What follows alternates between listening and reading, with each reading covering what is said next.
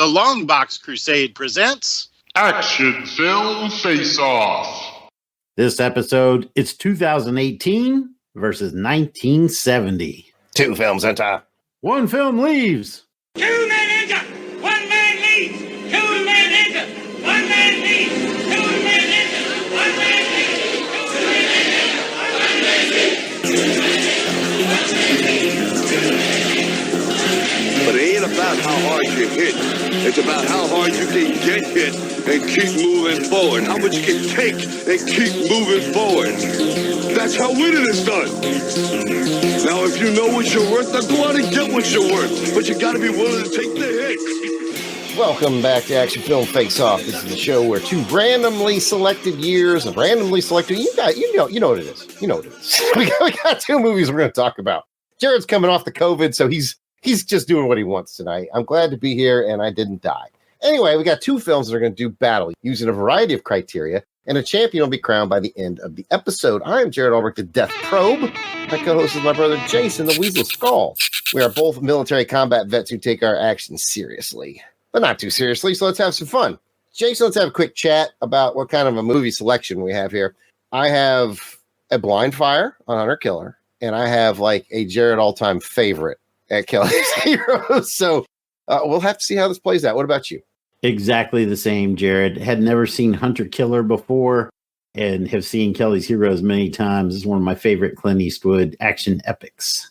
I might go so far as to say, yeah, this is in my top. This is top tier World War II movies, period, for me. It's definitely unique, man. It is. Tons of World War II movies, but none quite like this one. Yes, indeed. We're going to score each of today's films on a scale of 1 to 10 in 5 categories. What are those categories, you ask? I don't know why you have to keep asking. I tell you all the time. How many times have we done this? Is like, I don't know, 1,000 times? 72. 72 times. I was close. Or something like that. I was close. So what are those categories? They're the story. They're the overall spectacle, the best action scene, the hero, and the villain. It's still not in that order, so when we do it, it's going to be all mixed up, but we do that to help you keep on your toes and make sure you're paying attention. At the end, though, always, there will be the deduction round, the round for the ridiculous, where up to 10 points can be subtracted for the film's total for whatever we determine is a low point for the movie. That's it. Well, thank you, Jason. We are, of course, joined by a sniper this evening. Sniper has just 1 point to give in each category, so the sniper can sway that score by a total of 5 points. Let's meet our sniper for this episode. It is Crusaders Club member and Amazing Spider-Man Chronicles contributor, Auburn Elvis. Welcome back to Action Film Face-Off for your second appearance. Is this my second appearance? I don't remember ever being on the show again. I think maybe I don't know. I just must have blacked it out or something. Yeah. I think you might remember talking about a pretty good Tom Cruise movie called Oblivion. Oh, yeah. But probably nothing else. Yeah. That was the rare episode where you only It was a one nail biter because it went up against my movie. film.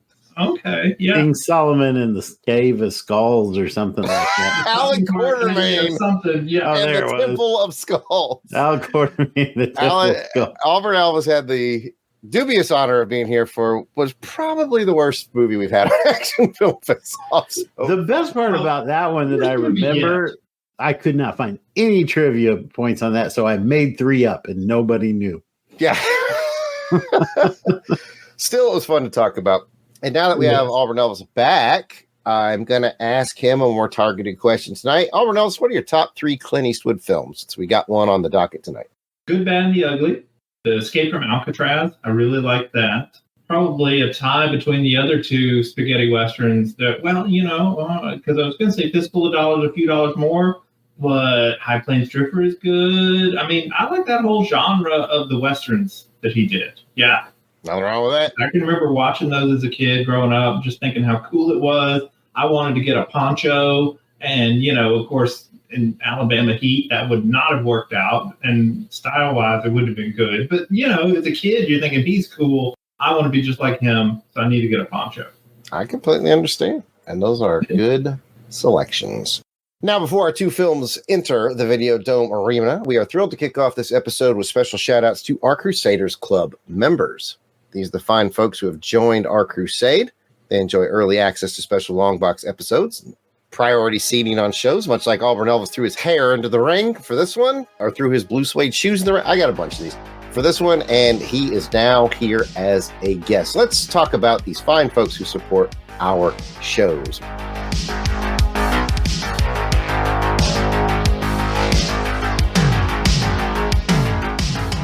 Alan W. Wright. And Helica Wolf. Ow! Oh. Auburn Elvis himself, thank you very much. Bill Beer. Bradley Dello. Braxton Underwood. Clinton Robinson. Captain Entropy. Clark Westfield. Dave the Battle Wagon Collins. Battle Wagon. Eric Hodges. Eric Porter. Ezra Gallo. Gary V. Gene Hendricks. Gerald Green. Heinz K. Huey Comics. Jason Keene. Jason Lady. Jeff Pollier. Jeremy L. Jim Jarman, Jim Jarman, Jim Jarman, Jim Jarman. I hope you like Jim Jarman too. Jim Meal. Joe Thomas. John Watson. Josh Strickland. Candace Ward. Kathy Bright. The MVP. Matt and Lizzie Passo. Mark Ross. Maxwell Traver. Michael Minton. Miranda W. PD Devon. Paul Hicks. Rick from Jeff and Rick Present. Rob Morgan. Samantha Manning. Sean Urbanski. Spidey 67. Spreadsheet. Steve Cronin. Tim Price. Tony Pennington. And Toronto Cop. If we miss you on our list, we apologize. Please keep in mind we record these episodes well in advance of release. If you're a recent edition, we'll add you soon, but you can always let us know we missed you by sending an email to contact@longboxcrusade.com. We'll get it straightened out. If you're asking yourself, how do I become a Super Fancy Crusaders Club member? It's simple. Go to patreon.com/longboxcrusade. For as little as just $1 a month, you get access to the amazing World Crusaders Club. Come and check it out. All right, all this talking's getting old. Let's go steal some Nazi gold. Let's get back to the combat and learn a bit about the film Gladiators about to battle for your pleasure. This episode, I was assigned the year of 2018, which did not make me happy, but I selected Hunter Killer. What year did the randomizer select for you, Jason? Well, I got 1970, so this movie's just a little bit older than me, and I selected Kelly's Heroes. And you know what? We do have a fine matchup for this one, folks, because it's important to point out this isn't Jared versus Jason. We each had to select from our assigned year. I might like his selection better than mine, or vice versa. This is about us discussing some beloved action films and coming to a consensus on which one is this episode's champion. Quick around the room on where we saw it. Of course, I had Kelly's Heroes on my Plex. Hunter Killer, I actually, between when we picked it, I found it at Goodwill on DVD, so now it's on my Plex. Jason? Well, I went the rich guy route and paid like the $5.99 and rented it from Amazon Prime. Of course, I own Kelly's Heroes on Blu-ray. I threw that in there. Nice, nice. Auburn Elvis, how'd you see these movies? Well, I'm not so rich and fancy as you two guys. I bet I could have paid the money, but then I was like, I bet I could find it on some sketchy Russian streaming site. So that's what I did. So kind of in the spirit of one of our movies, yeah. Yeah. You know. All right. I had some help from the Russians. I got sketchy Auburn Elvis tonight watching stuff. I don't hate you for it, my friend. That's pretty hilarious. All right, so here's your spoiler warning. We're about to get into it, talk about it. If you haven't seen 1970s Kelly's Heroes, and you, and if you haven't seen 2018's Hunter Killer, now's the time to pause this and go check out whatever you need to check out, and we will meet you on the other side of this musical break.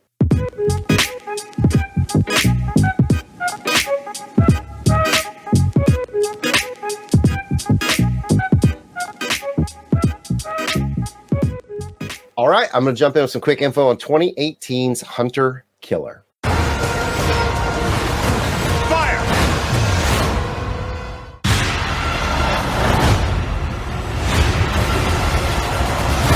This is the most aggressive military buildup in Russian history. I told Sixth Fleet you want a hunter killer. We've been ordered to cross waters that no American sub has ever crossed before. Take us along the ocean floor. We've been keeping tabs on the Russian president and his defense minister. It's a coup. What if we could free President Zakharin? We rescue the Russian president. We're going in with 4 of our boys. There aren't training simulations for this one. If we don't pull this off, it's going to be World War III. That's a warship. Torpedoes in the water! Battle stations. Ship ready! Solution ready! Weapon ready! Fire!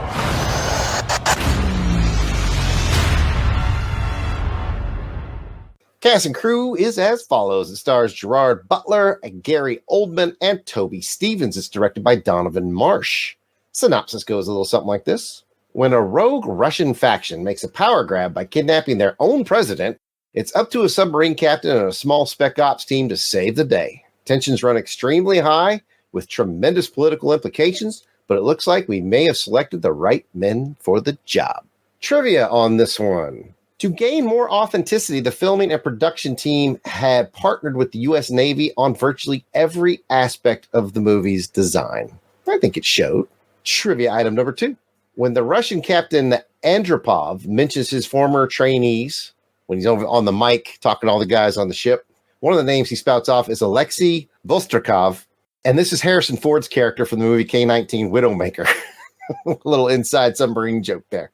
And finally, lead actor Gerard Butler sailed aboard the USS Houston from May 6th to May 9th, so 3 days, with director Donovan Marsh for research purposes. They discovered some nuances of real operating submarines and submarine crews in an attempt to make the movie more realistic. So good on them. And that is what I have for Hunter Killer, which, by the way, small spoiler, better than I thought it would be. Over to you, Jason.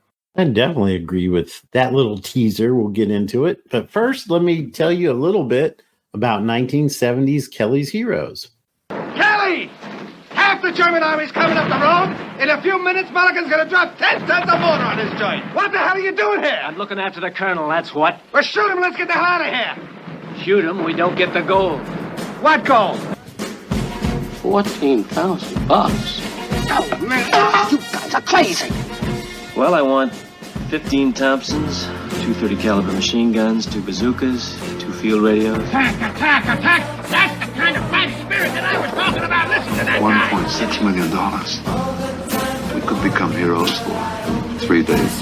Did he forget to tell you it's behind enemy lines? Did you tell him how to get through the lines? And how to cover the 30 miles to Claremont? I told him. Then tell me! Hey! Hey! Hey, will you knock it off with those cockamamie bells?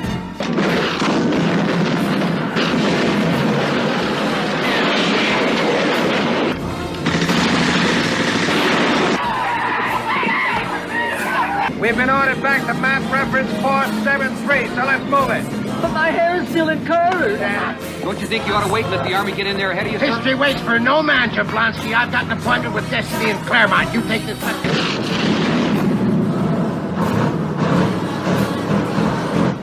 That's paint. Hold up.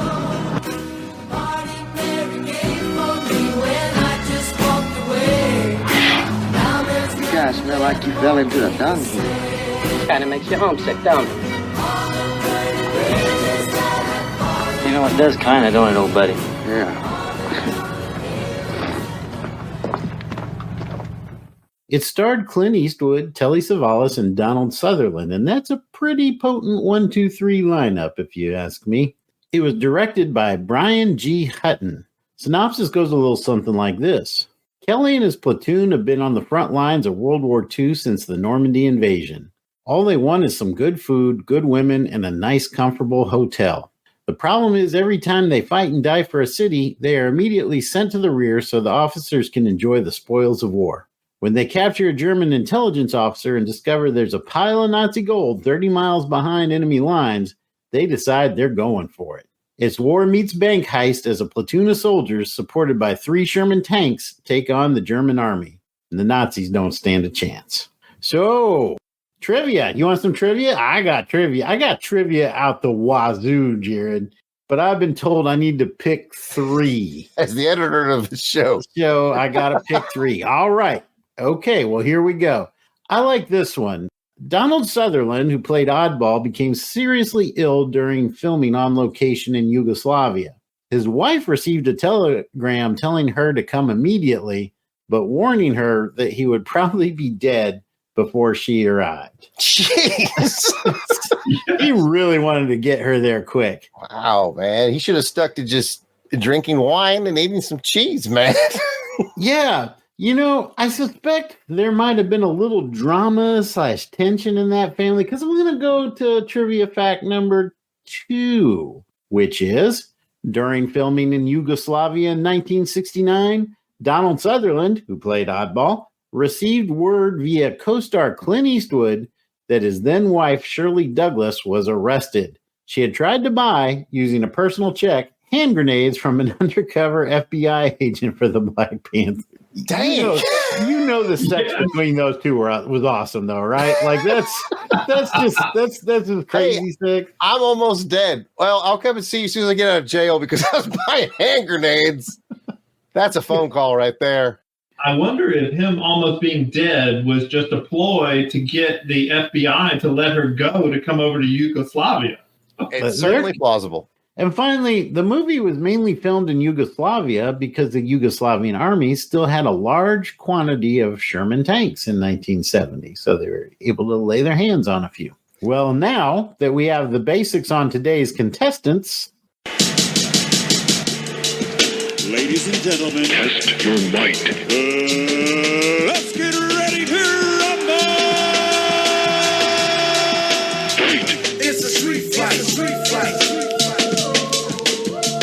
All right, folks. It's time to get to it. Let's get into these magical rounds. Before we do that, let's talk about Match Game. We got 2 films. We got 5 categories.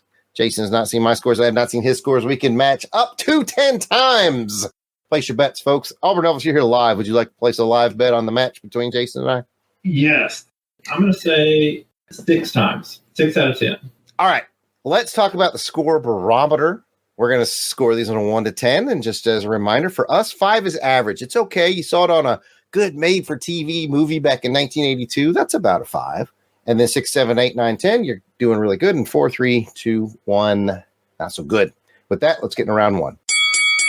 Put the knife away and shut your mouth. Round 1 is the story. How engaging or original is your story? We will start with Hunter Killer and the thoughts of one Auburn Elvis. Imagine you had a friend who told you about this movie called Hunt for Red October and how great it was. Okay, and you hadn't seen it. And then a little bit later, they told you about this other movie, Crimson Tide, that was also about a submarine and how they loved that too. And so you heard about those movies and you're like, man, I would like to make a movie that is as good as either of those. I haven't seen either of those movies. So I'm just going to go off of secondhand knowledge and I'm going to put together a movie about submarines and I'm going to throw a lot of money at it. That's basically Hunter Killer. That's the story where they've combined intrigue, the political intrigue that you would see in Hunt for Red October. They've combined some of the internal clash of opinions and leadership styles that you saw in Crimson Tide, and they threw that in there, and then a lot of money and a lot of special effects. And yeah, that's kind of your movie. Not a bad story, but it might not have the actual spark that those other inspiration movies had, but it's serviceable. I mean, there's nothing glaringly wrong with this movie. It's solid. There's no huge plot holes. So yeah, no, it works. I agree with you. And I bet Jason will go off on this because he's going to talk about it next. I agree with pretty much everything you said, with a slight addition of I did enjoy something you don't get a lot in submarine movies. We got a fair amount of on-land special ops stuff, which was kind of neat. Oh, I agree. Yeah, seeing that and working in tandem, because you knew they were going to have to meet up at some point. So to see the journey they were both taking to meet up was very nice. I like that. Jason. Yeah, I agree with what both of you said. There definitely was a bit of Hunt for Red October in here, a little bit of Crimson Tide. Also, there used to be, I think it was on AMC, the show called The Last Ship, which it seemed like there was a little bit of influence from that as well. I like what you said, though, too, Jared, because I think, you get all the submarine tropes and the tensions of being in submarine and combat, and you also get the land combat with the special operators on the rescue mission and their subsequent escape. So it's a nice playing off of both of those action elements that help keep it fresh throughout the entire story. So I like that part of it. All right. Let's shift gears to 1970 and talk about the story of Kelly's Heroes, and back to Auburn Elvis. I know you guys really love this movie. I think I've seen parts of it before, but when I watched it for this show, I think this was my first time seeing it complete. I mean, I had always heard of it, and maybe some of it was working against me because I had heard so much about it, that it's this great, big, awesome, vehicle for Clint Eastwood, etc. I don't know. I did get caught up a lot in the pacing because it's another one of those 70s era movies that the pacing is just so slow that if this movie were being made in the modern times, it would be paced so much differently, and that would affect every part of it because, the battle scenes and everything. But again, I'm getting off point. Story-wise, solid story. You care about these characters going and, basically avoiding the war, but then now they've got to go and jump and be part of the war so that they can get a lot of money. And you're rooting for these guys. And you're like, I want them to get that money.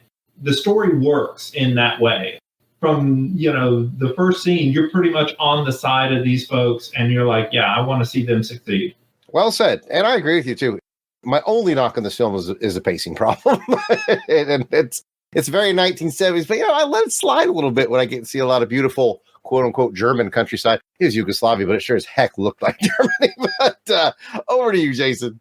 Yeah, I think what made this unique, well, the obvious one where it's kind of a bank heist / war film combined, which I think the only movie I could really compare it to, you're going to have to help me out here, is the George Clooney movie with Mark Wahlberg. Everybody called it Clooney's Heroes. Three Kings. Three Kings. Yeah, everybody nicknamed it Clooney's Heroes because of this movie. Right, yeah.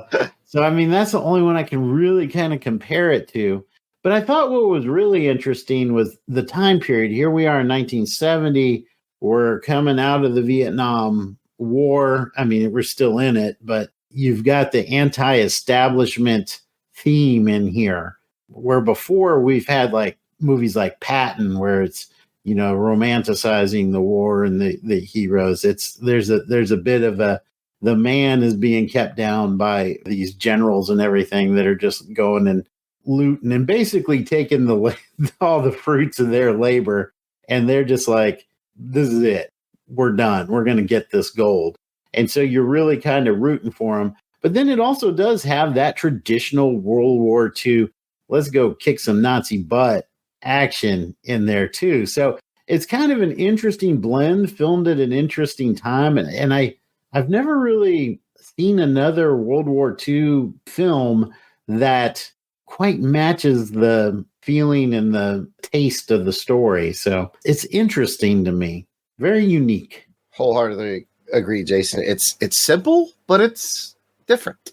I mean, you even have Nazi dudes, and all the other movies. Every one of these Nazis is evil, and whether or not this guy's evil doesn't even matter. It's like, hey, you want to play ball? You want to be part of this? And the dude was like, yeah, I do. At the end of the day, he was a dude. He was just a dude. Yeah. I did like how both of these movies required the heroes to consort with the enemy in order to reach their objective. And yes. I thought that was very interesting that both of the movies had that element. They both required the help of the enemy. Yes. Yes. All right, Jason, it's time to score them. Auburn Elvis can start thinking about where he wants to put his sniper bullet. Jason, let's double back to Hunter Killer from 2018, the story on a scale of 1 to 10. I'm going with a 7 on this one. You had kind of the usual tropes of a submarine movie and usual tropes of a special operations / rescue movie. But what's unique is you got them both in one film, and that made it a little unique for me. So above average 7 for me. Match game number 1, I also have it at a 7. Same reason. Good sub stuff, good land stuff, and even a few skip backs to the NSA and Common as the, was he a captain or was he an admiral, a lower level admiral? And he was a junior, or like a one-star rear admiral. I think he was rear admiral. Yeah. And Gary Oldman. So you kind of got that in the Pentagon, out on the battlefield, under the water, and I think they did tie it together. Well, I gave it a 7. Let's shift gears to Kelly's Heroes 1970. What do you got, Jason? That one, I'm going to bump that one up to an 8 for all the reasons I just said. It was really unique. I haven't quite experienced another film like that. Maybe not perfectly written, but definitely, unique. So 8 for me. I'm also giving it an 8. Match game number 2. We start out strong. Yeah, it's one of those movies where it's, it's not The Matrix with a story that's like blowing your mind when you watch it for the first time, but it's just so well executed. Like you said, Jason, a little something different from what we'd seen from our World War II films up to this point, and different in a fun way. Now, Jason and I both kind of put the edge to Kelly's Heroes, but Albert Elvis can think for himself. So, Sniper Bullet, sir, which one do you think had a better story? Hunter Killer had a better sniper. I'll say that. The sniper scene, yes. I really like that. That was a good redemption arc for that guy because he was useless up until then. But man, since we're just talking about story, yeah, I mean, Hunter Killer, the thing that works against it is we have kind of heard this story or pieces of this story in other movies. It's reassembling the pieces in a different way. But you look at Kelly's Heroes, and it does have a lot of uniqueness that's really going for it that can wash over some of the slowness and the pacing and things like that. That I'm going to give the bullet to Kelly's Heroes. I mean, it's a little like MASH or maybe some elements of MASH, which was made around the same time. And there were some other movies where they were trying to do a counterculture, hey, we're patriots, but at the same time, we don't dig on war, but we're proud of our country. That whole weird question they were trying to wrestle with during that time, and we're still sort of trying to wrestle with. So, yeah, I'm going to give the bullet to Kelly's Heroes. All right, and that's the wrap on round 1. Well, that's my cue to pick up the baton for round 2. Prepare to meet Kali in hell. And round 2 is the hero. So we're looking at how cool is the hero or the heroes. I think we could argue that both of these films have a bit of an ensemble cast. It's not even really an argument in the case of Kelly's Heroes. So we've got a plethora of heroes to talk about. And Auburn Elvis, why don't you start us off by talking about the heroes of Hunter Killer? They're kind of vanilla in that, if you've watched an action film of the last 10, 20 years, you're going to see some of these characters in the other, in the rest of your catalog. So frankly, 45 years from now, no one's going to be talking about the great portrayals of heroes in Hunter Killer. Whereas Kelly's Heroes, we are still talking about that movie 45 years later, 50 years later, whatever. So, all right. Gerard Butler's character, he was fine. He was a good captain. I did not like the forced discussions he was having with his XO. I felt like that was dumb. The XO was really the villain of this. He almost undermined the whole mission. Common was okay. I mean, he's been in lots of movies, and sometimes his acting and the roles that they write for him work really well for him. Sometimes it's as flat as a Microsoft Surface commercial that he might do. So this one was a little more towards that. Some of his lines just, just like, okay, whatever, dude. They tried to prop him up as, oh, he's this brilliant whatever. But in order to really do that, they had to put him next to Gary Oldman's Joint Chiefs character, who was a complete imbecile. Right, and flying off the handle a lot, too. Oh, yeah, he totally did not get the situation. I mean, he was really trying to get us into World War III, whereas Common was trying not to get us in. So I do appreciate that Common did not want us to get into World War III, and there were people in the movie who did want us to. Yeah, so a little flat, two-dimensional characters that didn't have a ton of depth. They tried to insert some depth with the coin. I thought the callback at the very end of the movie with the coin was classy. Okay, I like that. I'm a sucker for that emotion. I'll dig on that. But overall, it's like, and the sniper guy on the special ops team, I like that he became useful at the end because, boy, he was useful. Yeah. He even happened to lay in the wrong spot so that he got shot by the Russian just randomly. And you're like, gosh, this kid is so unlucky. But then he proved himself later with that sniper scene. So, yeah, I don't know. There's lots to talk about with these heroes, but at the end of the day, 40 years from now, we're not going to be talking about these characters. We're just not. Yeah, that's interesting. There's one other hero in here that I would like to hear about, but I'm not going to say it because I know Jared's going to cover it. I don't want to take his thunder. I will say just real quick, am I the only one that thought that it would have been cool because he gave that coin to the Russian? If he'd have taken the coin for his submarine that was offered at the beginning, wouldn't that now have been like his from Cobb? biggest, Yeah. Okay, now Cobb was the smartest dude in this whole movie, and he always did not is. get enough. Always is the submarine. He did not get enough nobody listened to Cobb. I mean, Cobb would have gotten them through this whole adventure quicker. He was a stand-up dude. I like that guy. Yeah, Cobb was good. Has there ever been a submarine movie where the Cobb was no good? Because I can't think of one. I can't either, man. Yeah. I think U571 was like one of the last ones we did. Harvey Keitel was Harvey Keitel, yep, that's right. But anyway, Jared, we've hogged a lot of oxygen here. I know you got some thoughts and some things to say, so have at it, sir. Well, I largely agree with Auburn Elvis. I think he had a very astute point in saying probably 50 years from now, Kelly's Heroes will still be talked about and Hunter Killer probably not.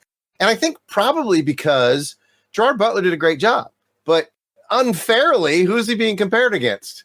Sean Connery and Gene Hackman. Yeah. What are you going to do? What are you going to do? Or in some sense, even Denzel Washington. Exactly. Yeah. Strike one, strike two, strike three. I love Gerard Butler, but I mean, he's never going to be a Connery or a Hackman or a Washington for me. I think he's great and he's good in this. It's just unfair that that's how it stacked up against him. I think the character Jason maybe wants me to mention is the one I thought was a standout of the film, former James Bond villain and the voice of James Bond in the BBC radio series, Toby Stevens. Absolutely.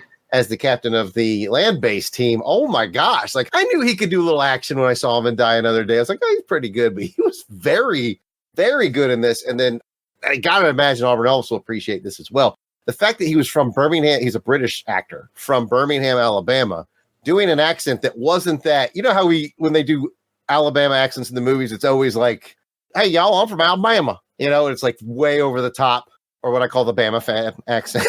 But he talks like a regular guy from Birmingham. So that's why that joke, that slam against Birmingham was in there early in the film, because I did pick up on that. They made fun of one of the characters from being from Birmingham. Yeah, I wrote down in my notes, why is Birmingham catching strays? But, yeah. Because at first I was like, he was like, oh, he's from Birmingham. I was like, well, he's a British dude, so he's from Birmingham, England. But I was like, wait, no, he's doing an accent, but he's not doing that accent that we all hate now here. He's doing a good one. So anyways, everything Auburn Elvis said, plus I thought Toby Stevens really, really lit up this movie, or glowed it up, as the kids say. I don't think the kids say that. Well, you just started a new trend, Jared. I'm sure they're going to start saying it now as they listen to Action Film Face Off. But I agree with you. And I'll even go so far as to say, I started watching this movie like, I wonder how Gerard Butler's going to do. I was much more engaged with Toby Stevens by the end of it. So, all right, well, let's switch gears here and let's go back to 1970 to Kelly's Heroes and the big ensemble. We got a whole platoon of heroes here and 3 Sherman tanks to boot. So, Auburn Elvis, what'd you think? I mean, was it a good ensemble of heroes? Too much of a good thing, maybe, or too much in the sense, you know how there are always those weirdos on Twitter who talk about there are too many bowl games, you know, when we're all on Christmas break and we're watching football every day, and they're like, there's just too many bowl games. Yeah, like there's too much candy at Halloween or too many presents at Christmas. No, too many comic books in my collection. Too many. And so with this movie, there are not too many good actors in this movie. They are great. Yeah. Oh, it's an embarrassment of riches. I mean, they got throwaway characters, you know, Captain Stubing from Love Boat with his negative vibes. His negative ways. Yeah. And you're just like, this is great. This is great. So even the small characters, the guy stealing the boat, you know, their captain or whatever he was, he was all obsessed about that sailboat he found. You know, I don't know who that dude is, but he was good at that part. He was very believable as a rich, privileged, you know, officer who did not care about any of his men underneath him because he was just in the war almost as a tourist. But getting back to the main characters, oh yeah, Clint Eastwood, you know something's up with his character. And I, you know, reading through the notes, apparently the story is that he used to be an officer, but he had been demoted because of something that happened before the story. So that's why everybody looks up to him, because to them, he's still an officer, even though he doesn't have the bars or whatever. You know, Telly Savalas, that's a dude that everybody was going to follow him and do what he said, because he just commanded respect. Like every word that came out of his mouth, you knew there was a good reason for it. You know, and even the guys that, you know, weren't super great, like who was the requisitions officer? Don Rickles. You know, great performance from him. Yes, just all of these. Donald Sutherland steals every scene he's in. I mean, just magical. So I hope the heroes get a high score on this one. I mean, one, it's, part of the title, but we are still talking about these dudes, and, some of them are dead, like Sutherland just passed away recently, but, we're still talking about these performances. So, yeah, much more memorable heroes in Kelly's Heroes. I agree. The thing to me that really makes it stand apart, and I thought about this again as I watched it just the other night, it's like how you have 3 A-list actors and there's like not a lot of ego, obviously, on that set, or at least it's not coming through in the film, right? It's like they're sharing this time together, and it's really hard to get 3 people of that caliber to lend space to one another. I wonder if Jared has any thoughts on that or any other thoughts. Not a ton to add. Auburn Elvis covered the bases really well. Strong group of folks here. I want to point out to my fellow Seinfeld fans that the engineer bridge layer guy that was trying to catch up to him, that's Uncle Leo. Hello! That's who it was! I was like, I know there's somebody in this cast who's been on Seinfeld. I've seen one of these people when they're older. So, yes, okay. Hello! Well, see, what's wonderful is they do a really good job of highlighting what these characters are good or not good at, and they let them stay in their lane. All right. Well, it sounds like we've come to an accord here, and it's time to settle up. So, Jared, I'm going to lay it out to you. What score did you give the heroes for Hunter Killer? Surprised myself on this one and ended up giving them a 7. And I think there's a full point involved for Toby Stevens on that. That's match game number 3, my friend, because I felt the same way. I think if it had been just standard without Toby Stevens, then we might have been looking in 6 territory, but Toby Stevens bumped it up for me. All right. Well, this might be where we put some distance between the 2 films. What'd you give the heroes for Kelly's Heroes, Jared? When it comes to movies like this on Action Film Face Off, Jason, we always talk about, do they average out or do they add up? In this movie, they add up. I give the ensemble cast for Kelly's Heroes almost perfection, which is a 9, a very happy 9. Wow. We are in lockstep so far. That's what I gave it as well. I thought this is almost perfection. We're almost to the Star Wars chemistry here. This is the, Yeah, you get Sean Connery in this film and it's a 10. Yeah, I mean, how that didn't happen, I don't know, man. All right, well, we're in lockstep once again. I think Auburn Elvis has tipped his hand, but let's make it official. Who's getting the bullet here, Auburn Elvis? Definitely Kelly's Heroes getting the bullet. Night and day difference in terms of heroes. Yeah, so much better. All right, so let it be written, so let it be done. It's back to you, Jared. That must mean it's time for round 3. Round 3 is the villain. How menacing or entertaining is your villain? And I got to tell you guys, spoilers for everybody, I think this is going to be our weakest spot on both of these films. But I believe Jason gets to talk first this time about the villainy of Hunter Killer. And all I'm going to do to spoil the waters or taint the waters, whatever the damn metaphor is, chum the waters, is say, at least it had a villain. Jason? It did have a villain. Stereotypical. It is a Russian minister of fill-in-the-blank defense or something who is power-hungry and wants to usurp control from the president. I think it was the president. Clearly the only handsome guy in Russia. Like every other Russian dude was kind of ugly, and then the president was like, hey, he's a good-looking dude. This is how I get my votes, son. Did you notice how huge he was? Yeah, that was another thing. I was like, why didn't he just pick up that guy and snap him in half? I mean, he's the largest man in this whole movie, and he's the president wearing a business suit. And it's like, wow, he was huge. Just take a short, dumpy Russian guy with bad motivations, add water, and you've got your villain here for Hunter Killer. I guess the only thing I can say, if we look at it from the theme of, an antagonist, you could almost look at Gary Oldman in there as a bit of an antagonist. He was not buying into Common and the NSA lady's assessment at all, and nearly panicked us into World War III a couple times. And then you also kind of had the same element on the other side of the map. So I guess there's just the Cold War and mistrust. You could make an argument. But really, yeah, not much to say about the villainy here. Just a bad Russian Minister of Defense, dude. Anything to add, Auburn Elvis? I mean, I agree with that completely. There was the Russian guy's right-hand man who was evil, because the president had a right-hand man who turned out to be a really stand-up guy.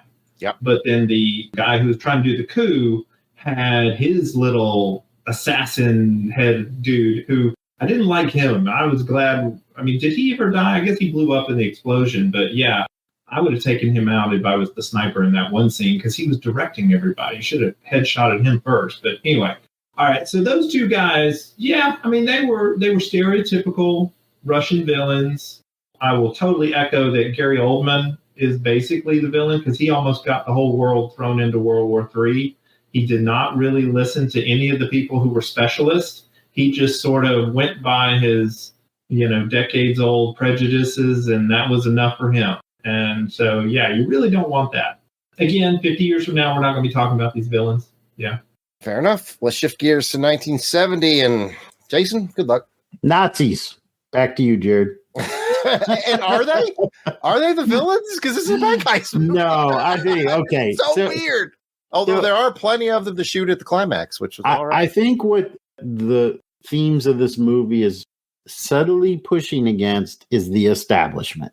You've got the working class, which is the enlisted guys led by the sergeant that's down there doing all the work. And every time they get this close to getting, a little bit of some good food, some women, just a nice place to sleep for the night, they get pulled back. And then like the captain's going in there stealing a boat. You got the general. He's like, I've even got this German guy's broad running around here someplace. They're living the high life. I like what Auburn Ellis said, almost like they're tourists. So, and this is just a pattern that keeps repeating. And so here's this one element, this gold that only they know about. So it's like this one opportunity. And it's like, do we grab it? Do we take this risk? Obviously they do, because there's a really good movie that unfolds because of it. But I think it really is that establishment. And it's really summed up by, Uncle Leo there at the end. Like just the look on his face when the general drives up in that Jeep and he knows it's over. He has nothing. And the general, as he's driving away, I got a medal for you here somewhere. It's a great. Right. I think subtly it's the establishment. And it's probably part of that late 1960s, early 1970s counterculture a little bit, and it's hidden there in a nice World War II epic. And you've got the Nazis on top of it that really are kind of like the bright, shiny keys that keep you focused on the ultimate bad guy. But there are a couple little subtle messages here. You gotta love it because our good guys get blown up by and attacked by Nazis and the Air Corps. Exactly. It's so funny. Auburn Ellis, you got anything to add to this? It's weird. The villain category is weird for this movie. Right, yeah. Every once in a while, you'll come across a movie like this where the situation is really the villain. Like Jason said, there's this closing window of opportunity, this once-in-a-lifetime event that, in a strange way, will make everything they've gone through worth it. Because the movie starts out where they're just trying to get done with the war and not die. And they know that they're going to win pretty much the war. It's just, let's not keep getting sent into the thick of things. That's their main goal. But then they find out about the gold, and then they realize, okay, if we don't go get it, we're going to lose out on this opportunity. And so throughout the movie, the things that are happening are really, it's either go forward or fail. There's no pulling out of it because they're behind enemy lines, essentially. They are establishing a new front through everything they're doing. And then, like you said, Archie Bunker and his people are coming behind them because they think they don't know about the gold. They think there's a war. And so really the closing window of opportunity is the villain, more so than the Nazis. Although the fight, the big ambush and all that, they're fighting the enemy. And they do a really good job of handling the action scenes. We'll get to that later. But yeah, as far as the villain, you're right. It doesn't have an actual bad guy, Black Hat, but it does have a sense of just yes, something bad is coming and we got to either get out of its way or do our thing and then move on. So, I like movies like that. That can work, and I think they made it work. I think you're right. I remember what I was going to say now is to be defense attorney for the captain. Since I was a captain, I feel like I should defend him. That was a heck of a nice boat. Yes, he did steal a boat, but he did one good thing that every officer should do. Just leave the vent alone. And I'll tell you, he had probably the funniest line in the movie, because it starts out where he's measuring the boat, trying to figure out how the engineers are going to get it on a truck and get it out of there. So he comes back as the engineers have done that. And was it Savalas or somebody is asking him, hey, how come we're going to be getting our R&R here out in the middle of nowhere and not in a town like we kind of expected? And he's like, well, just make a softball field or whatever and just have fun with the men. Don't stay out of trouble. And then he says, and remember, looting is punishable by death, as the giant sailboat is pulling away right behind him. And he is completely sincere and said, looting is punishable by death, because he doesn't consider what he's doing looting. Marvelously well written. Good point. All right, let's score these. Jason, let's go back to Hunter Killer in 2018. What'd you give the fairly stereotypical Russian bad guy? I'm giving this one a 6. Serviceable, but, not anything too stand out. So 6 from me. I thought this is pretty decent for a made-for-TV movie, so I gave it a 5. No, I can see that. Yeah. Right there. I can see that. Switching gears, Kelly's Hero is really kind of nebulous. The enemy is time, a closing window. The enemy is the band. The enemy is some Germans at the end. I don't know. What do you got? This one was a little more clever for the reasons that I stated. I think there was a bit of a theme of the establishment, hypocrisy of the officer corps, and just the way the war is being conducted. It's a bit of a statement, and it's just so cleverly hidden in this heist movie that I gave it a 7. Spoken like a true enlisted man. I gave it a 4 because there is no villain. When I think villain of Kelly's Heroes, I'm going to be like faceless Nazis. And that's how Jared rolls on the show. If you don't have an actual villain, you get a 4. All right. Okay. Sniper bullet. I'm going to pull a Kathy where I'm going to compliment the one I'm not going to give the bullet to. And I'm going to say that I really appreciated the tension of the closing window. And because, you're totally rooting for Kelly's Heroes to get that darn gold. And if they had not gotten the gold, I would have felt cheated. So whether they will get it or not was the villain. But you're right, that's a little too subtle on action film face-off. If this were French film face-off, we'd be totally over something subtle like that. We'd love it. Foreign film face-off. Exactly, foreign film face-off. So I will give my sniper bullet to Hunter Killer because it had more definable villains that, you can remember and actually express. All right, that is the end of round 3. You could ask yourself the question, do I feel lucky? Well, do you, punk? Well, all right, I'll pick it up and we'll talk about some spectacle here in round 4. Let's talk about how visually engaging the film is overall. Well, not even just visually engaging, the soundtrack. Some of the soundtrack is really banging in Kelly's Heroes. I really like that soundtrack. But we are looking at stunts, effects. How the effects budget, did they use that effects budget wisely? What about the cinematography? Did it look good? Did you feel like you were there? Lots of stuff, I think, to talk about in both of these films, and we'll mix it up, and we'll let Jared lead off and talk about his movie, Hunter Killer, first. Again, surprising. When I saw this, to me, it screamed like a movie you'd find in a $3 bin at Walmart. It very well may be a DVD you find at a $3 bin at Walmart.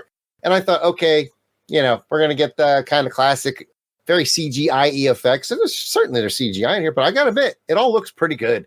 I didn't have any complaints about the way it looked. I thought the soundtrack was fine, not terribly memorable, but action scenes, we're going to get more specific on those momentarily, had tension and weight and gravitas, and I was surprised. I thought I was in for a discount dollar bin DVD movie, and it was more than that.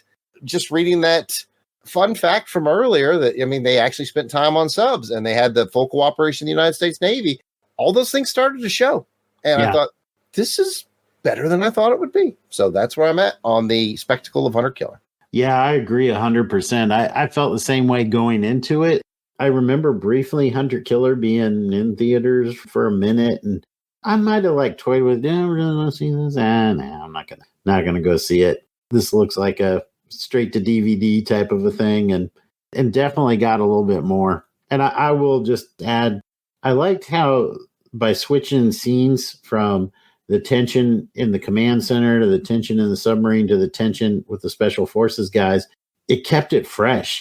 You're getting tension from different angles, and you're like, whoo, just when you're starting to relax, and it's like, oh, but don't forget these guys.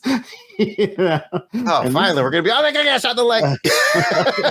Like, geez, man, give me a moment to breathe. But anyway, what did you think, Auburn Elvis? Yeah, I agreed for the most part that you could tell that there were resources behind this movie. The effects looked believable. The underwater scenes did what they were supposed to do. I mean, obviously, they're borrowing heavily from Hunt for Red October and, maybe some from other sub-movies. And if you think about what those scenes, those underwater fighting, sub-to-sub battle scenes and all that in those movies, they were a little limited by the effects of their time. And so to see this movie, Hunter Killer, they've taken some of that same operations that are going on and they've enhanced it just a little bit more because of the technology that's available to movie makers nowadays. But at the same time, when the special ops team was assaulting the building and then getting away and all of that, I mean, those were engaging, nice scenes as well. I think it was pretty successful. The score was fine. It had its nice dramatic beats that kept things moving along. It was a modern paced movie. Yeah, I agree with y'all. It just works. All right. Well said. Well said. Jared, let me pass it back to you and talk about Kelly's Heroes. This is a classic. And does it hold up? I mean, it's 55 years old now, so 54 years old now. Yeah, like we talked about, its biggest enemies, its pacing, but it's got that 70s, you kind of know when you pick up the DVD, you can feel it's a little heavier because it's got 2.5 hours or so.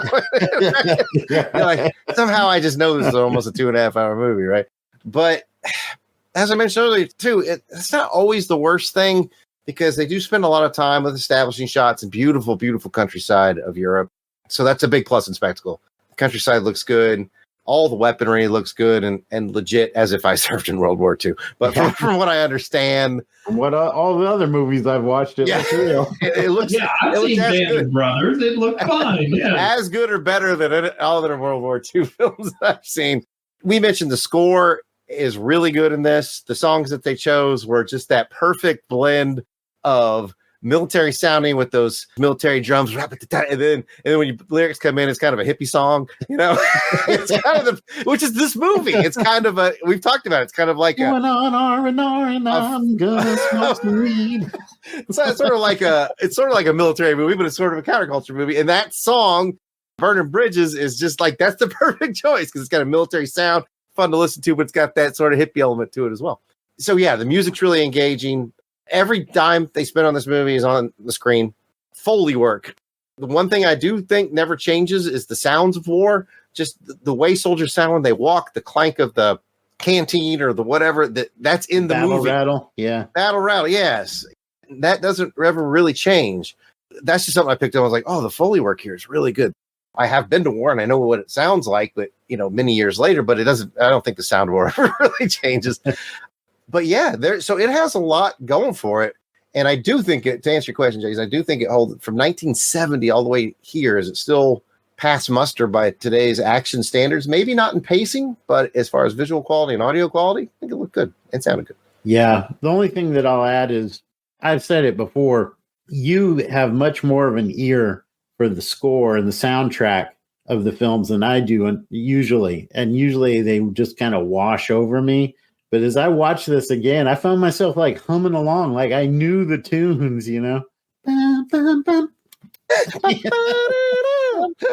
Yeah, so I was it struck a chord with me what you said about the score. All right, well, speaking of scoring, hold on, I gotta let Auburn Elvis have a go. All right, so I'm going to be the wet blanket. I was not a fan of the score. I felt like it was as weak as the pacing because it seemed a little heavy-handed at just how hard they were hitting the anti-establishment, anti-war theme with the song coming up again and again and again. And I like Billy Jack and 110 Soldiers, so I get it. I know what movies of that era were trying to do with their hippie culture clashing against the man and the, dying for your country culture. I get it. It just, boy, maybe it was that whenever the movie got slow, that song was in there. One of those two songs was there. And so maybe I associated the pacing with the song, but at a certain point, I'm like, oh, that guy's wailing again, with his song. So I don't know. I wasn't a fan of that part of the scope, but seeing the armaments, the locations, it really felt like you were kind of looking over these guys' shoulders while they were trying to figure out how they're going to get behind enemy lines. And it wasn't to the gritty realism that you would see in a Private Ryan or even Band of Brothers. It was softened, but at the same time, there was that subversion of saying, man, if any of us could not be here, we would love to not be here. But because there's gold, this is going to make it all worthwhile. So I thought the scope worked and the whole, the epicness of it, they were sort of going for. Yeah. And see it. The song didn't land for me probably because of the pacing. But other than that, I really enjoyed most of the cinematography and the sound, like you said, the Foley and all that. It all worked in conjunction. Like, when, who was it? There's one scene where he's got to stab a Nazi and he's looking at his feet under the tank or the truck or whatever. And you're just hearing the footsteps and you're seeing those feet. And then he goes to murder him and you don't see the murder until the body hits the ground. All of that through the sound and everything. Really successfully done. Good cinematography on that. So it was a well-made movie. Well, this is interesting. I'm kind of curious where Auburn Elvis is going to put his sniper bullet here, but before we get to that point, we need to score these up. So, Jared, what are you going to give the score for Hunter Killer? Again, it surprised me looking at the DVD cover. I thought I'm going to be maxed out at a 6, and it goes to a 7. I thought it was a very solidly good-looking film and good sounding film. Yeah, that's another match game for us. Like I normally do. I'm like, well, how does it stand up if I'm looking at it? Because compared to A View to a Kill, which is to me like the weakest spectacle of the James Bond stuff, and that's still a 7. I'd put it on par with that. So 7 for me as well. What about Kelly's Heroes, Jared? I'm going to bump it up to an 8. I would love to give it more, but pacing issues drag it down a little bit. Well, Jared, I matched you again with an 8 for Kelly's Heroes for exactly the same reason. Great spectacle. I mean, it entertained me the whole way. It doesn't feel like a 2.5-hour movie to me when I watch it, but there are some scenes that drag out a bit long. So 8 for me. And then now this is what I really want to know. Who's getting the sniper bullet? You know what? I can't even believe I'm doing this, but I'm going to give the bullet to Hunter Killer in Spectacle because using a military nuclear submarine as your escape vessel from a special ops mission, that's pretty cool. And somehow it worked. It was reasonable. You were like, yes, of course they should use a submarine as their escape vehicle in that situation. It worked on Spectacle. It had more modern pacing and it was a tighter film. I like the Spectacle in that one better than Kelly's Heroes. And there you go. I said it. It's all right. Hey, man, it spoke to you. I like it. Well, that wraps me up, Jared. I'm going to pass it back to you. All right. Well, get your notebook ready because we're going in round 5. I'm going to kill them all, sir. Round 5's best action scene. You're on Action Film Face Off. What kind of action scenes do you got? Jason's going to break down the key component action scenes from each of these films. We'll pick our favorites. We'll do some scoring. You guys know how it works. Jason, Hunter Killer 2018. What did you think the most germane scenes were? And if they don't feature Toby Stevens, then don't even bother bringing them up. So basically, when I thought through it, and I admit I've watched this one a little while back, so a little bit hazy here, but I thought that there were essentially 3 big action moments. The first action moment was the sub versus sub, when they go in and they do the investigation and figure out what happened to the submarine. I called that one, that enemy captain has ice water running through his veins. By that, I mean he literally has ice water running through his veins because he effed with Gerard Butler and now he's dead. Well done. I don't know. You started too strong. I think you started too strong. Yeah, I think that might have been my best. That's pretty good. The second one is when they go to rescue the president and they get him out. And I kind of went from that where they bust in, they get him out, they shoot out, they make their initial escape.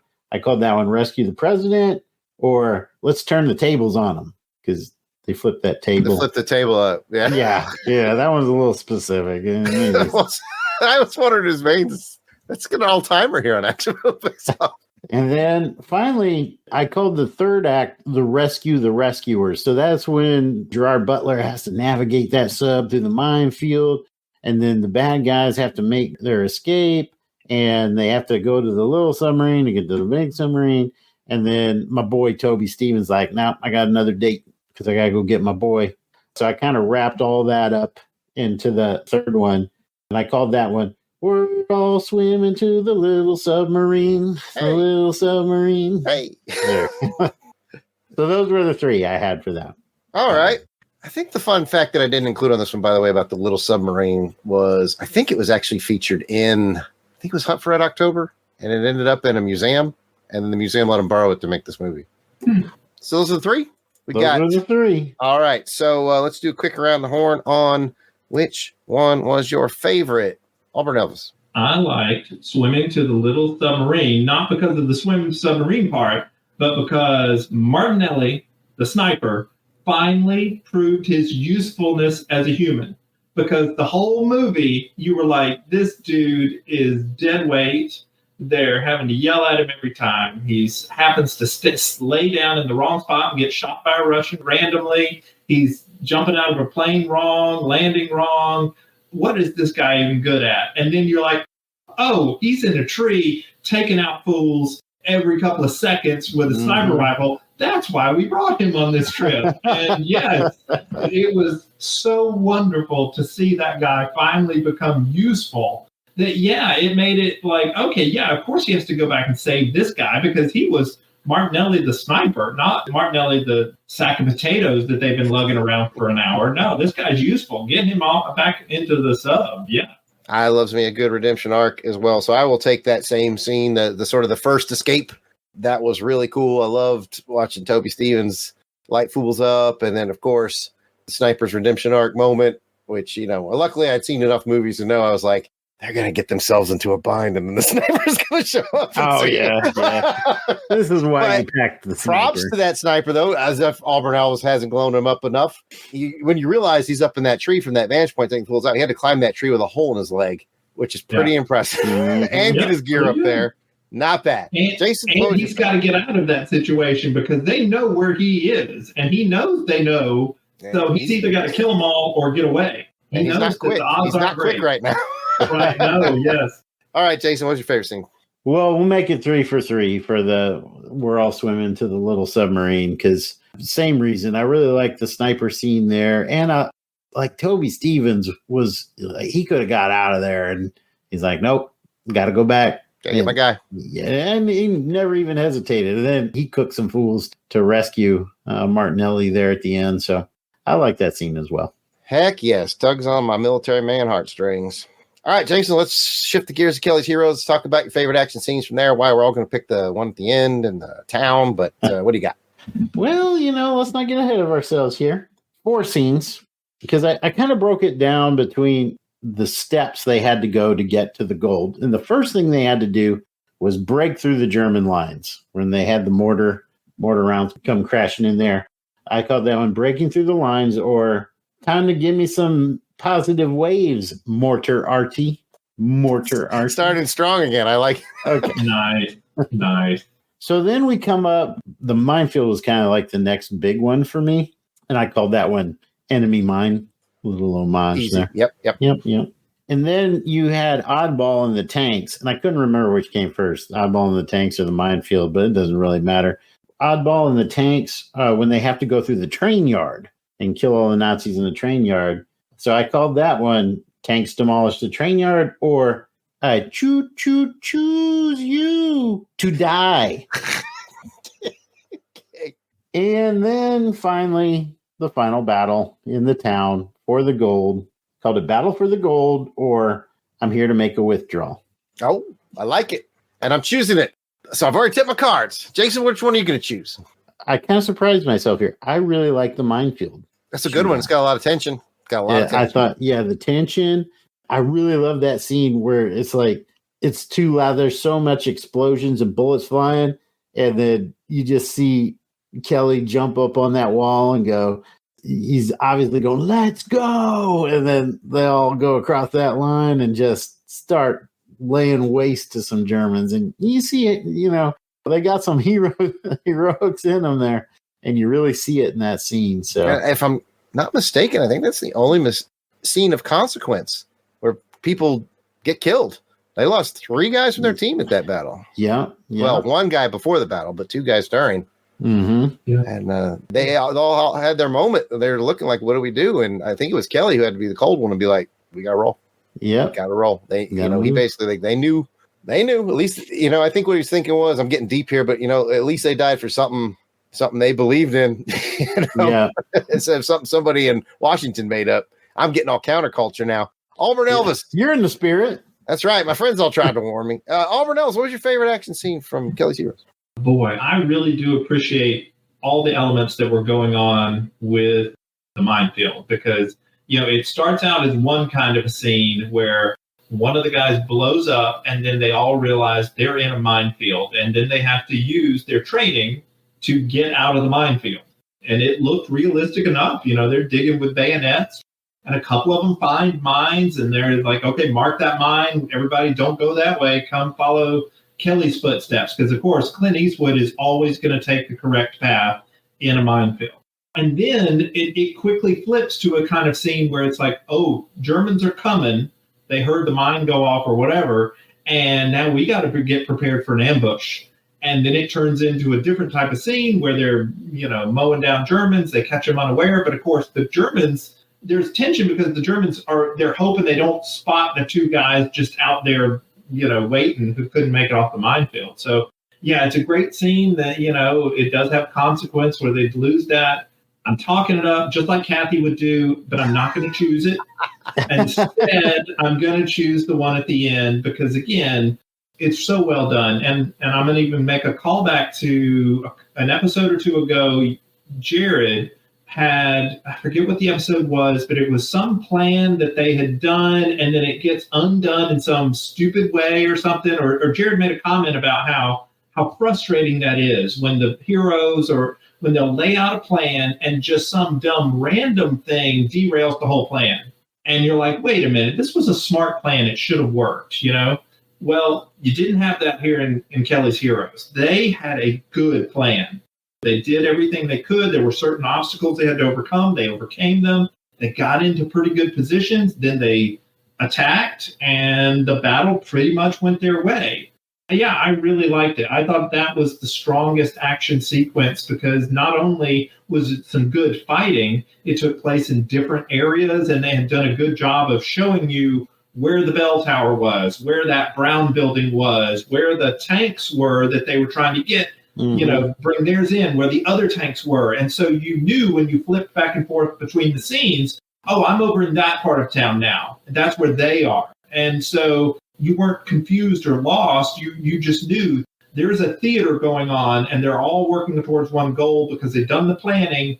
And now we're seeing the fruits of the planning. And I appreciate that. I like a good, sensible, well laid out plan. And that's what we got. So, yeah, I'm picking that. Definitely. I agree.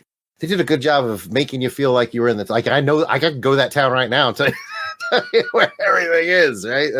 And, just to make the show even longer, I love the fact that Oddball, he's such an oddball. He's a weirdo, but he knows his craft. So much so that he knows the enemy's craft. He's like, these Tigers, they got to run them up for 20 minutes about every 2 hours or so or something like that. Like, he knows the maintenance routines on German tanks. So you think he's just like this, hey, whatever, man, but he knows his business. So much so that he knows the enemy's business, which led them to being like, oh, crap, we got 20 minutes where they're not going to hear us. That's really what this movie does well, is it highlights the things the people are good at and lets them do that. And it doesn't require Oddball to, deliver a Captain Kirk speech about motivation and the Constitution or anything stupid like that. He has a couple of things he's good at. He's good at drinking and getting high out in the sun. He does that, does it well. And he's good at being a tank captain or whatever they call them, a tank sergeant or whatever. And we get to see him do that. And yeah it's wonderful.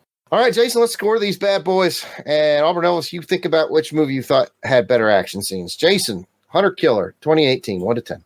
I'm going to go with an 8 on this one. I thought overall the action scenes probably averaged out to about a 7, but I really liked Martinelli laying down those fools.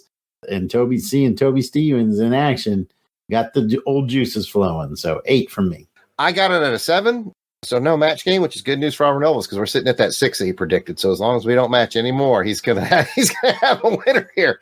But it's a very happy 7. Like, again, looking at the DVD box, I was like, 6.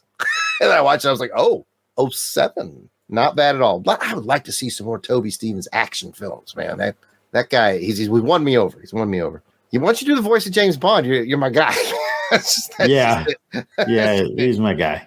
All right, Kelly's Heroes, Jason. You like a different scene than me. I like the end one, and you liked the minefield.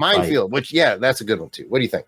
I gave that one an 8 as well. I think that overall, all the action scenes I mentioned were pretty close. Like, I could kind of go back and forth between that town battle at the end and the minefield. So I stuck with 8. Well, that's going to make Auburn Elvis happy because I gave mine a 7. So we are at 6 match games. He's a big winner for guessing it because that's all the matches we can have. So, I got it at a 7, which just leaves Auburn Elvis Sniper Bullet. Which movie had better action scenes for you? And, man, I could get the dilemma because they're both. Yeah. I mean, I got them both at 7. Jason's got them both at 8. What are you going to do? Yeah. All right. I'm going to admit that in one way you could say that the action scenes were better in The Hunter Killer, but there ain't no way I'm going to give the bullet there. I'm just not. The thought and the craft that they put into the action scenes of Kelly's Heroes, even when you consider how long ago it was made and just the resources they had at their disposal versus what the people who put together Hunter Killer, it's not even comparable. And yet they're still close in terms of action and grippingness. So, if Hunter Killer had been tried to be made back in 1970, it would have been either a completely different movie or it would have collapsed. It would not have worked. Whereas Kelly's Heroes, it could have been made in 1970. It could be made today. It would still have the solid, thoughtful aspects that it had, plus it would have better special effects. So all that to say, I'm giving the bullet to Kelly's Heroes because, the thought that they put into the action was better than the CGI and the modern, effects that Hunter Killer had access to. Well, there you have it. That's the end of round 5. All right. Well, for those that were paying attention, they might remember we have one more round to go. It's time to die. That is the deduction round. It's the round for the ridiculous. Now, our sniper doesn't have a bullet in here, but it's a good opportunity to just go and check back in with you, Auburn Elvis, and see any grievance you had with either of these films. I did not serve. Both of you guys served, okay? Is there any way that the command structure that was exhibited in Hunter Killer would be allowed? This idea that your XO could constantly, publicly challenge you just because you're new, and he's the captain of the boat being questioned constantly by this little prick, and you're just like, dude, I am obviously working here. It got so bad that they even wrote in a line, hey, maybe you need to confine yourself to quarters if you don't agree with me. I mean, he's threatening to court-martial the captain and all this junk, and you're just like, no, come on now. That can't be how our nuclear subs are run. I mean, as an American, I have to believe the command structure is a little bit better.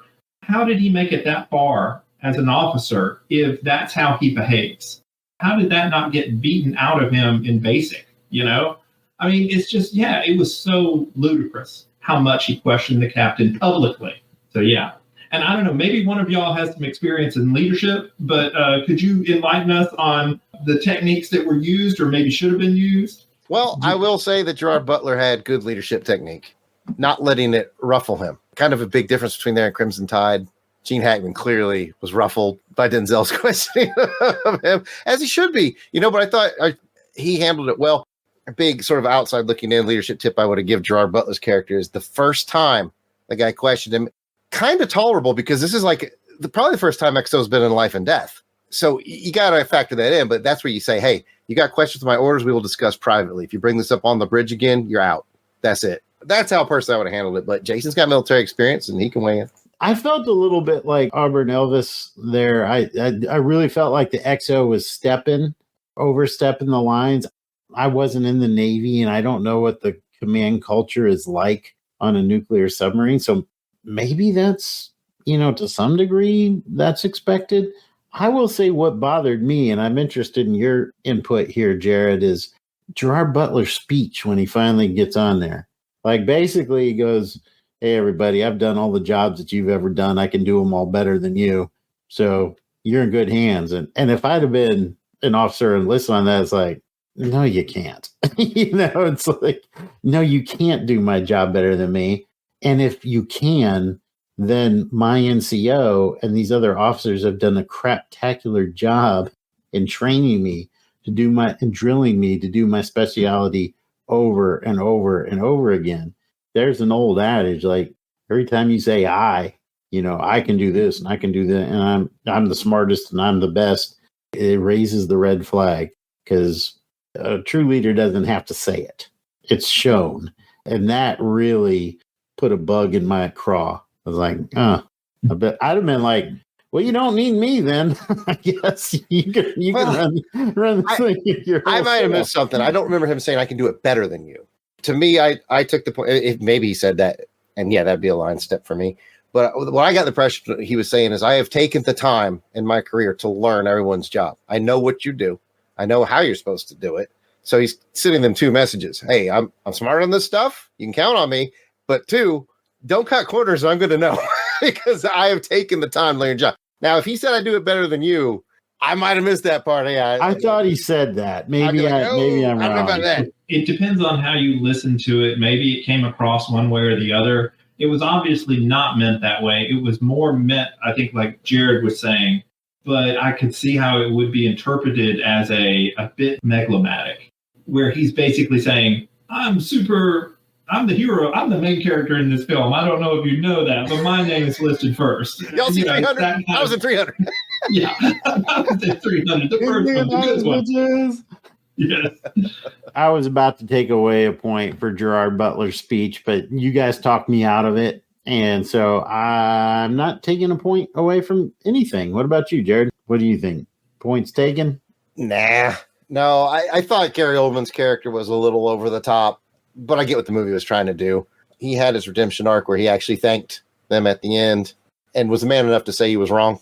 I don't know if he said I was wrong, but in so many words, he was like, man. Everybody in the room knew he was wrong, so yeah. And he shook his hand, Yeah, he's very much if we're going to use the Crimson Tide analysis, he's very much the Gene Hackman. Gene Hackman wasn't wrong. He was just a heck of a lot more cautious, or I don't know, cautious is the right word. He was more rigorous. He was rigorous. He's like, we have to assume that we're the only ones out here that we have to return fire. We don't know nothing. So we have to assume the worst. And Denzel's like, well, no, we can assume the best. And that's what makes the movie. Yeah. And I think Gary Oldman's kind of that character in this one. He has to assume the worst. The thing that got me about it was what Jason mentioned earlier. It's like he was unable to check his emotions as the chief of staff, chairman of the Joint Chiefs of Staff. Yeah, and and he even said, we're going to lose. I was like, come on, man. What? Come on. All right. And you're not taking a point off for any of that. Okay. No, because it's Gary Oldman. No, it's Gary Oldman. Okay. Respect. And that's the end of our official rounds. Don't worry if you haven't been keeping up the math at home, folks. We do that for you here at Action Film Face Off. Checking that match game. Auburn Elvis is a champion. We matched 6 times. So are you champion like Auburn Elvis? Let us know. We'll tell you how to do that in a little bit. As far as sniper bullets, speaking of Auburn Elvis, he gave 3 bonus points to Kelly's Heroes and 2 to Hunter Killer. And looking at the judges' scorecards, the winner of this episode of Action Film Face Off with a score of 79 to 70 is Kelly's Heroes.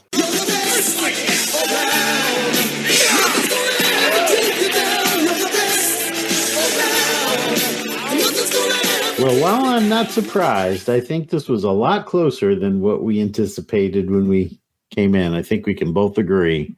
But congratulations to Kelly's Heroes. Now it's time to head over to the randomizer and find out what the years are going to be for our next episode. My brother Jared will be pulling a film from Choose Your Destiny.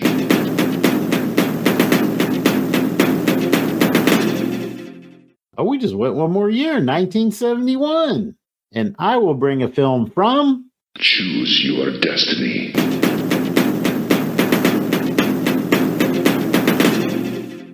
2009. What will those films be? We'll tease them on social media for those of you who want to watch before listening, Dave, or you can tune in next episode to find out.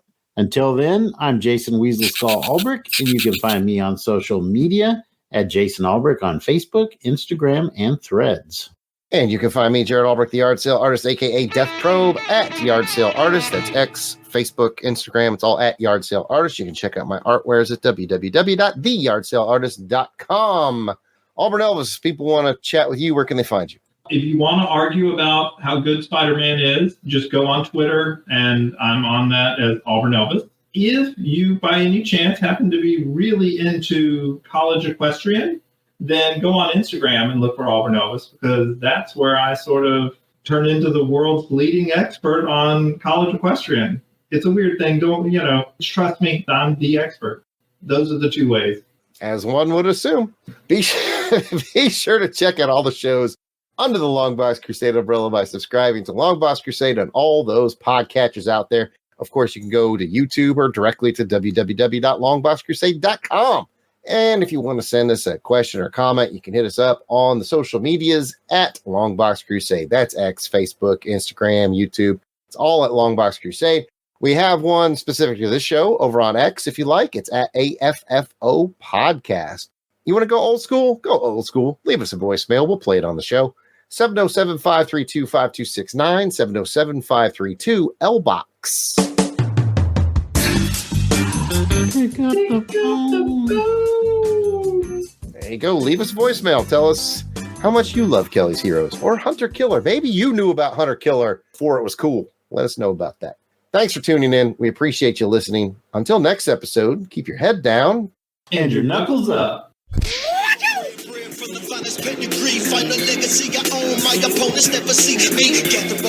The intro and outro theme to this show and all of our Action Film Face-Off shows are done by musical genius Joe November. Check out his SoundCloud at JOSEFLIN99. You will not regret it.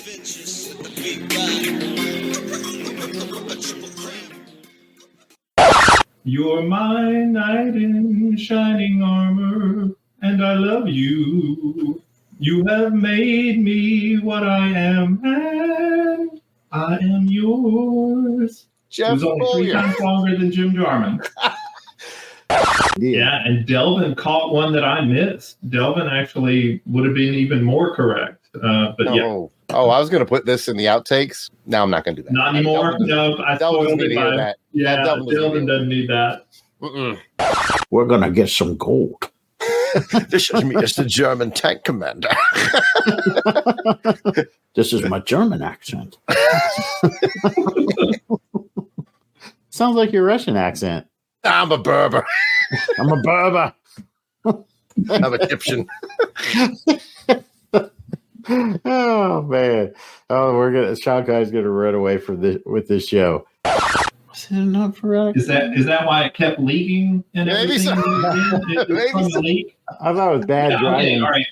I'm gonna derail the show. You can put this in outtakes if you want. That's fine. What? All right. It's gonna be a lot of this. Why did the rescue sub? Why did it leak constantly? Oh, we're down so deep. This rescue sub can't handle this. It's like the rescue sub has been attached to the big sub for this whole movie. I thought the same thing. Everywhere that the big sub has gone, the little sub has gone too. Gone with it. So why is it now springing the leak? I thought they had at some point they had a nearby torpedo explosion that rocked the boat, and I thought that's when the little sub started leaking because it's not as beefy as the Maybe. Wow, I think that's what happened in my head. That's my no prize. I can't. We'll give you a no prize for that. No, yeah. Every movie is somebody's favorite, and there was somebody who was in charge of the Little Submarine. This is probably their favorite movie, so we will say yes. That makes sense. Good job. That's Good job. That's how it happened in Jared's head. Yep. Good job. Someone's got to look out for that dinghy. That brings up a question. All right, I had for you two guys. Would you rather serve with the military personnel that you saw in Hunter Killer, or would you rather serve with the military personnel that you saw in Kelly's Heroes? I'll take the officers from Hunter Killer. I'll take the enlisted men from Kelly's Heroes. I can't poop on the enlisted guys in Hunter Killer. The enlisted guys did their dang jobs in Hunter Killer. I think I'd rather be on that sub just because there's like that's like real leadership and discipline, and this is a rogue element. But you get gold at the end. Well, there's that. That's true. Yeah. Okay, I didn't factor that in. They're very likable. They are likable. Kelly Savalas is probably going to do everything he can to keep you alive. That is kind of know that. That is true. It's a toss-up. You're right. There's it really is. Structure. The more I think there's about structure in Hunter Killer, or there's supposed to be at least. And so you're modern. You're a modern military man who appreciates structure. But of course, back in the 50s, those dudes were all drafted. You know, they did not choose. Everybody you saw in Hunter Killer, they all chose to serve. So it's a totally different era. So I don't know. It's weird. Who would you rather serve with? The ones where you can kind of get away with stuff, but maybe there's $1 million, or structure, and you do your one part and you've done your job.